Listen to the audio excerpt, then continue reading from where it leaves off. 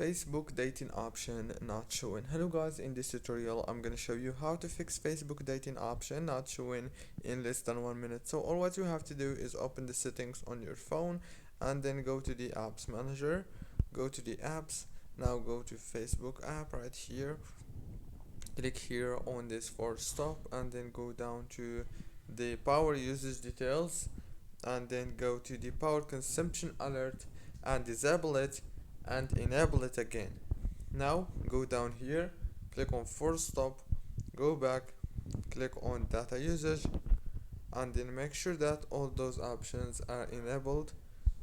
Go back, open the Play Store and search for Facebook and click here on update to update your Facebook into the latest version.